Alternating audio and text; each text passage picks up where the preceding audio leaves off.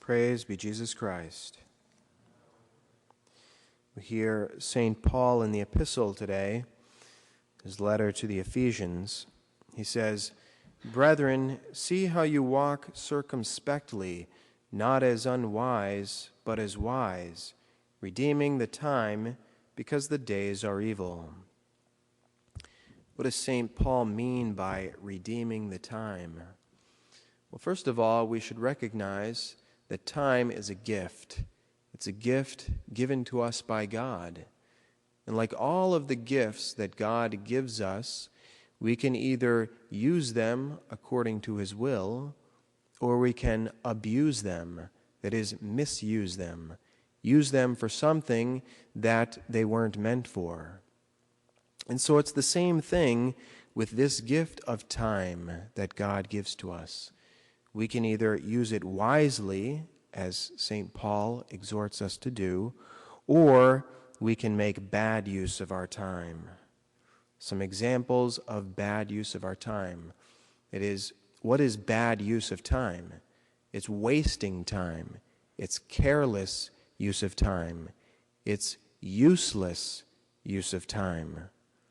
For example, the means of communication today are oftentimes a cause of wasting time. The phone. How much time is spent on the phone in just idle chit-chat, wasting time, or even worse, in gossiping? How much time is wasted on the internet or using the television?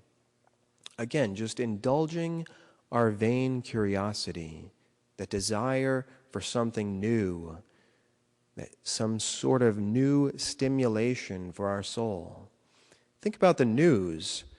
If you go to any news website, take a close look at the articles that are on that webpage and see what information here is actually useful to me and what is simply satisfying idle curiosity.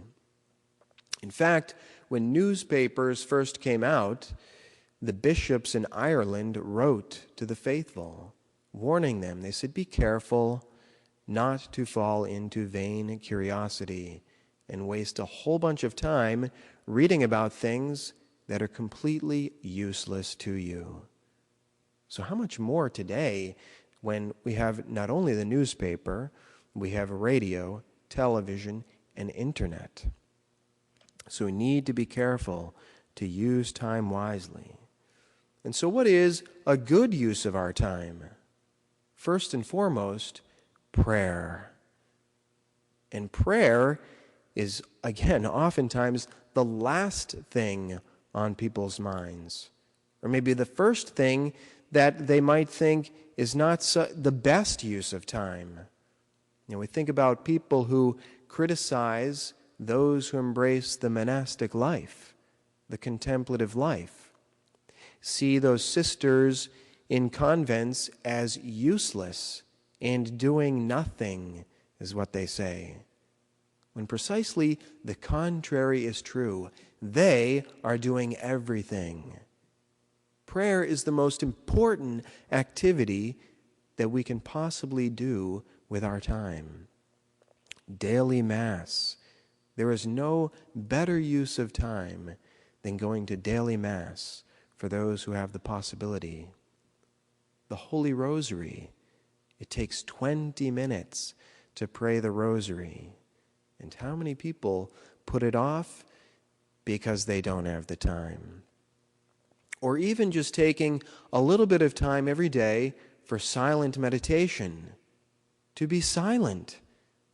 Just 5 minutes of silence to recollect ourselves, to recognize that we are in the presence of God, to think about eternity and that we are quickly heading towards eternity, and to prepare ourselves for it. All of this is an excellent use of time. Fulfilling our duties, fulfilling our daily duties, is a good use of time. Fulfilling the will of God, performing good works. And let's also recognize recreation. Okay? Recreation is also necessary for us. As the saints teach, we can't always keep that tension in our lives. Be tense in activity, no matter what it might be, work, study, etc. But we also need time to relax, recreate, and give our souls some rest.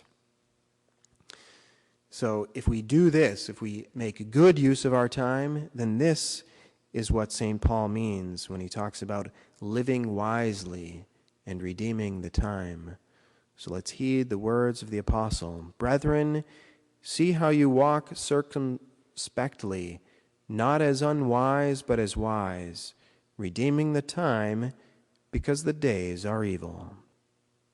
In the name of the Father, and of the Son, and of the Holy Spirit.